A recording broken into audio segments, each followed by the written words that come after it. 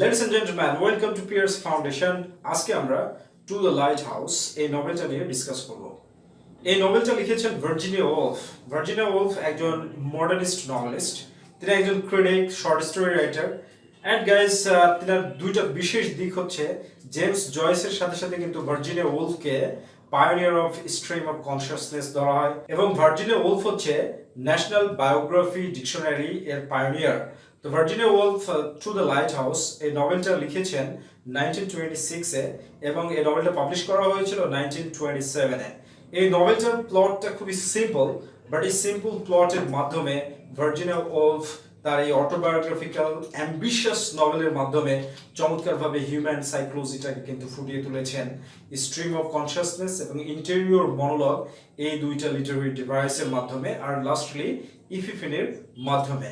তো guys first of all আমরা এই নভেলটার টাইম সেটিং সম্পর্কে জেনে নিই। টাইম সেটিং হচ্ছে 1910 to 1920, অর্থাৎ বিশ্বযুদ্ধ শুরুর ঠিক কিছু বছর পূর্বে এবং বিশ্বযুদ্ধ শেষের ঠিক কিছু অংশ পরে যে সময়টা, সেটাই হচ্ছে এই নভেলের টাইম সেটিং। এবং এই নভেলের প্লেস সেটিং যেটা গাইজ, সেটা হচ্ছে এই নভেলটাতে দেখানো হয়েছে হাব্রিডস, HEBRIDES, হাব্রিডস। এটা হচ্ছে ওয়েস্ট স্কটল্যান্ডের একটা দ্বীপ, অনেকগুলো দ্বীপের সমন্বয়ে গঠিত একটা পুঞ্জভূত দ্বীপ। আর এই পুঞ্জভূত দ্বীপের একটা দ্বীপ হচ্ছে আইল অফ স্কাই। আইল অফ স্কাইতে মিস্টার র্যামসের রয়েছে একটা সামার হাউস, আর এই সামার হাউসের সামার ভ্যাকেশনকে কেন্দ্র করে যে একটা সিম্পল গল্প, যে গল্পের মাধ্যমে psychological dilemma, ephemerality, subjective reality, different kind of fantastic বিষয় এখানে ডিসকভার করেছেন Virginia Woolf. Now guys, come to the characters.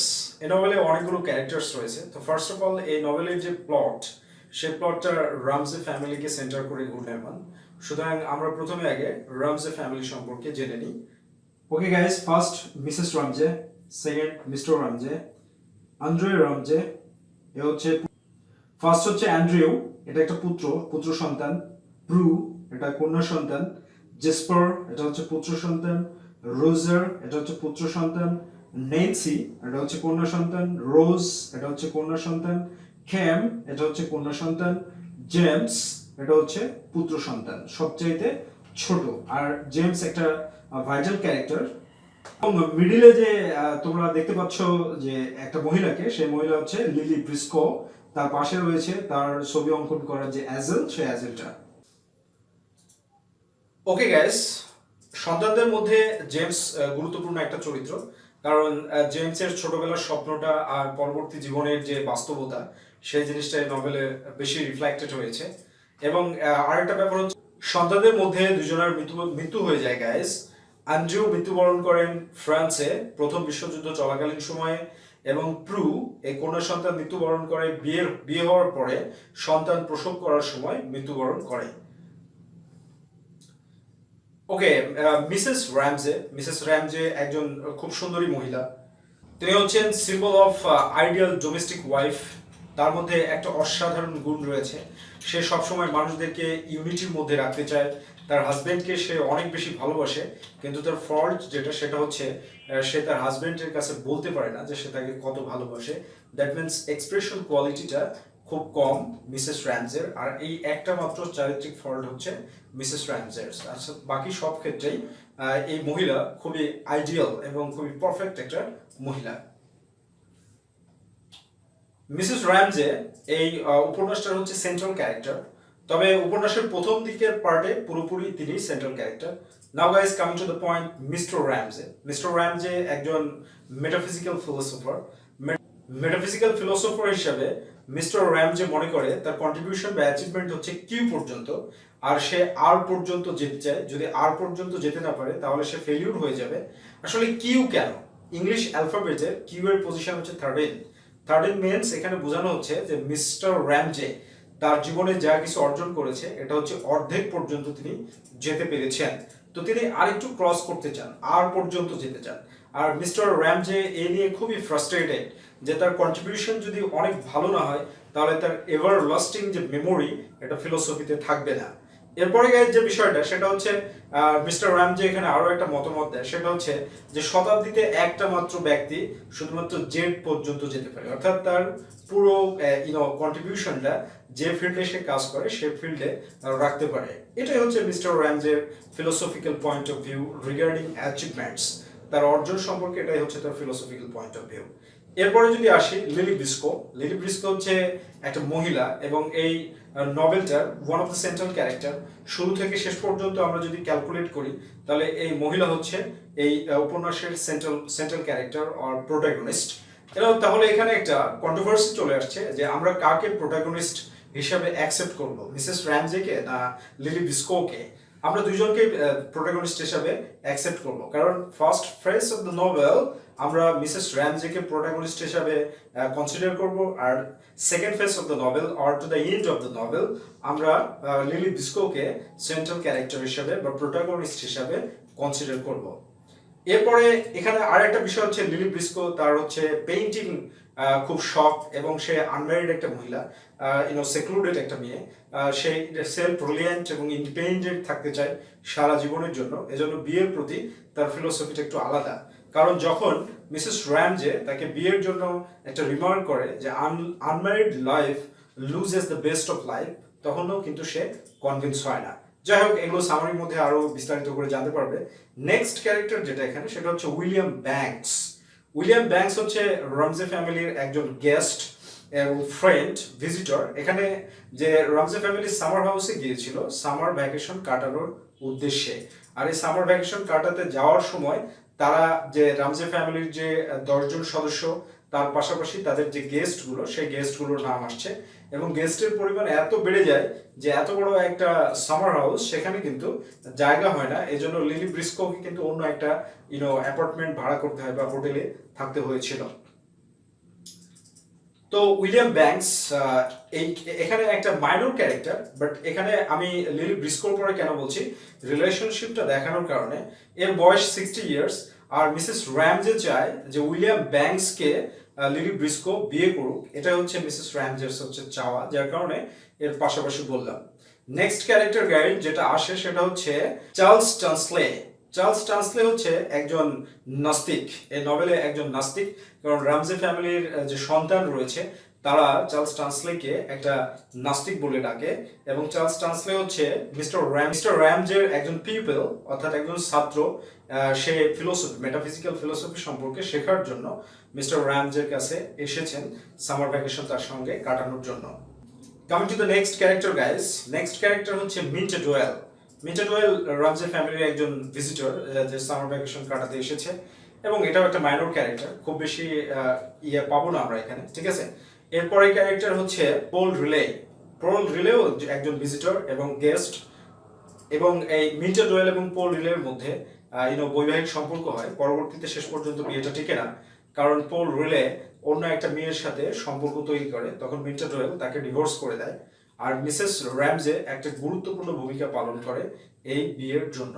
This are the prime characters. এরপরেও আর একটা কিছু ক্যারেক্টার, এরপরে যে ক্যারেক্টারটা আসে সেটা হচ্ছে মিস্টার র্যামজের একজন ফ্রাস্ট্রেটেড অ্যান্ড মিলানকলিক ফ্রেন্ড, যার নাম হচ্ছে অগাস্টাস কারমাইকেল। এই অগাস্টাস কারমাইকেল তিনি মিস্টার র্যামজের দীর্ঘকালীন বন্ধু, আর এখানে তিনি পোয়েটের ভূমিকা পালন করছেন, and he is existed in the novel from the beginning to the and. একবারে শেষ পর্যন্ত, লাইট হাউসের জার্নি পর্যন্তই এই ক্যারেক্টারটাকে আমরা পেয়ে থাকবো। এরপরের একটা ইম্পর্টেন্ট চরিত্র হচ্ছে মিস্টার র্যামজে। তার যে সামার হাউসের যে হাউসকিপার তার নাম হচ্ছে মিসেস ম্যাকন্যাপ। আর আরেকটা চরিত্র হচ্ছে, এটাকে আমরা চরিত্র বলতে পারবো না কারণ শুধু ইনফরমেশন জানার জন্য, ব্রিফ কোশ্চেনের জন্য ইম্পর্টেন্ট, যে মিস্টার র্যামজের একটা দাঁতবিহীন কুকুর ছিল, ডোমেস্টিক ডগ। সেই ডগটার নাম হচ্ছে bad girl. Okay, this are the characters. এই নভেলটার যে চরিত্র এগুলো মনে রাখলে প্লটটাকে খুব সুন্দরভাবে উপস্থাপন করতে পারবে। তবে বেসিক্যালি তোমরা 4টা ক্যারেক্টার মনে রাখবে: Mrs র্যামজে, mister র্যামজে, lily Briscoe, James র্যামজে, আর শেষ পর্যন্ত ক্যাম র্যামজে। এই 4টা ক্যারেক্টার কিন্তু তোমরা খুব সুন্দরভাবে মনে রাখবে, কারণ এটা খুবই গুরুত্বপূর্ণ। Now guys, coming to the themes of the novel. Themes বলতে এখানে একটা ব্যাপার হচ্ছে, এটা খুবই গুরুত্বপূর্ণ, এই বিষয়টা তোমাকে মানতে হবে। যে নভেল হচ্ছে কাইন্ড অফ ফিকশনাল রাইটিং। এই ফিকশনাল রাইটিং এর মধ্যে আসলে মাল্টিটিউড থিমস এখানে কিন্তু দেখানো হয়ে থাকে। আর থিমসের মধ্যে ফার্স্ট অফ অল যেটা দেখানো হয়েছে সেটা হচ্ছে ইফিমেরালিটি, অর্থাৎ এই দুনিয়াটা ক্ষণস্থায়ী একটা দুনিয়া। প্রত্যেকটা মানুষ তার ভবিষ্যৎ গড়ার জন্য যে টেনশনে থাকে, এই কোনো বিষয় এখানে স্থায়ী না, আর যেটা বিভিন্ন ধরনের সিম্বলসের মাধ্যমে দেখানো হয়েছে। Next point or next theme guys, subjective reality, অর্থাৎ এই পৃথিবীতে এক্সপেরিয়েন্সের সাথে সাথে মানুষের ব্যক্তিগত অভিজ্ঞতা টাইম পাসের সাথে সাথে যে বিভিন্নভাবে বাস্তবিকতা তার মধ্যে ঢুকে, এটা সাইকোলজিক্যাল অ্যানালাইসিসের মাধ্যমে কিন্তু ভার্জিনিয়া ওলফ ব্যাপকভাবে এই নভেলটাতে ফুটিয়ে তুলেছেন। এই নভেলটা একটা অটোবায়োগ্রাফিক্যাল নভেল জেনারেল দিক থেকে, and this is the novel based on psychological analysis.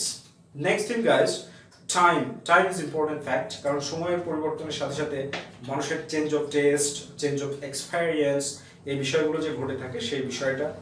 Coming to the next theme guys, সেটা হচ্ছে presence of the light house. Light হাউসের উপস্থিতি, লাইট হাউস উপন্যাসের শুরুতে এর উপস্থিতি রয়েছে এবং শেষ পর্যন্ত এর উপস্থিতি থাকবে। টাইম যে পাস হবে তাও তার উপস্থিতিতে কিন্তু থেকে যাবে। এরপরের যে থিমটা আসে সেটা হচ্ছে লাভ এন্ড ম্যারেজ, ভালোবাসার কথা বলা হয়েছে। কারণ মিসেস র্যামজে একজন ফ্যামিলি সিক লেডি এবং আইডিয়াল ডোমেস্টিক লেডি, আর তিনি চায় যে নারী এবং পুরুষের আসলে বিয়ে করা দরকার, ফ্যামিলিয়াল লাইফটা খুব ইম্পর্টেন্ট জীবনে, যার কারণে এখানে লাভ এন্ড ম্যারেজটাকে ভার্জিনিয়া ওলফ ফ্যান্টাস্টিক ওয়েতে কিন্তু উপস্থাপন করেছেন। আর একটা বিষয় হচ্ছে যে এখানে নেক্সট থিম যেটা আসে সেটা হচ্ছে the subversion of gender Rolle's, অর্থাৎ মেয়েদেরকে এখানে পুরুষের অধীনে দেখানো হয়েছে। যদিও এই নভেলের যে ফিমেল বা লেডি ক্যারেক্টার রয়েছে, সেই ক্যারেক্টারগুলো অনেকেই চায় না যে তারা সাবভার্সন হিসেবে থাকবে, বাট ভার্জিনিয়া ওলফ কিন্তু বিভিন্ন ধরনের রিমার্কের মাধ্যমে এবং হেজিটেশনের মাধ্যমে এই চরিত্রগুলোকে এখানে দেখিয়েছেন। এই মোটামুটি থিম। আর এখানে বলে রাখি, এই নভেলটার প্রধান বিষয় হচ্ছে চারটা। এক নম্বর হচ্ছে থিমস অফ দ্য নভেল, এই প্রশ্নটা ডিসকাস করতে হয়। সিম্বলস অফ দ্য নভেল, এই প্রশ্নটা ডিসকাস করতে হয়। লিটারি ডিভাইস গুলো ডিসকাস করতে হয়। আর নেক্সট পয়েন্ট হচ্ছে লাইট হাউসে যাওয়ার সিগনিফিকেন্সটা কি। তো এবারে সব জেনে নিন যে নভেলটাতে কি ধরনের লিটারি ডিভাইসকে ব্যবহার করা হয়েছে। How many literary device we get in this novel.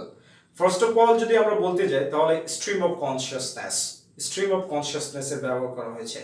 Virginia wolf, James Joyce এদেরকে inaugurator of stream of consciousness বলা হয়ে থাকে। So what do mean by stream of consciousness? Stream of consciousness বলতে আমরা কি বুঝি?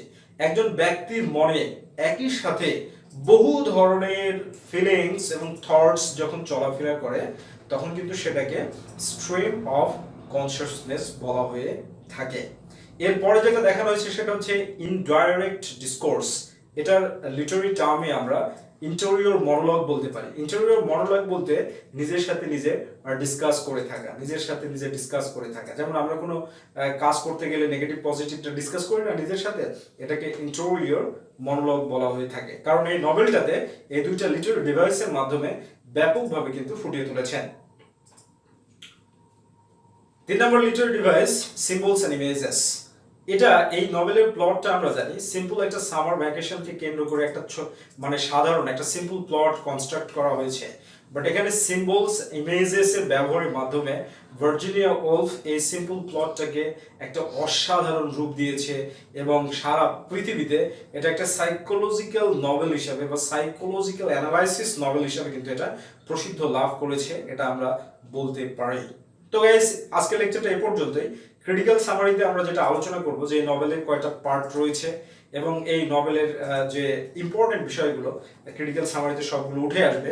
ওয়ান থিং মোর, তোমাদেরকে একটা কথা বলি যে আমরা কনজারভেটিভ হব না। তুমি যদি এই লেকচারটা দেখে এতটুকু উপকৃত হও, তাহলে তুমি তোমার বেস্ট ফ্রেন্ড বা তোমার ফ্রেন্ডকে এটা অবশ্যই শেয়ার করবে, কারণ সেও যেন তোমার মতো উপকৃত হতে পারে। যদি তুমি কোনো কিছুতে শেয়ার করে তোমার লস হচ্ছে না কিন্তু তোমার বন্ধু উপকৃত হচ্ছে, তাহলে তুমি সেটাকে শেয়ার না করলে এটাকে কিন্তু মূল্যবোধের অবক্ষয়, নৈতিকতার অবক্ষয় বলা হয়ে থাকে। So I expect this is a free lecture. আর ফ্রি লেকচারের জন্য তোমার কোনো টাকা পয়সা খরচ করতে হচ্ছে না। জনকল্যাণের উদ্দেশ্যেই যেহেতু এই লেকচারগুলো প্রদান করা, তোমাদেরকে বিল্ড আপ করার উদ্দেশ্যে, সুতরাং কাইন্ডলি যদি কৃতজ্ঞতা বোধ প্রকাশ করতে চাও, বেশি বেশি লাইক শেয়ার কমেন্ট করো, বেশি বেশি বেশি বেশি লাইক শেয়ার এবং কমেন্ট করো, then I feel proud of you. Thank you so very much for watching the video. Later on, I'll meet with you once again with a critical summary. Best of luck.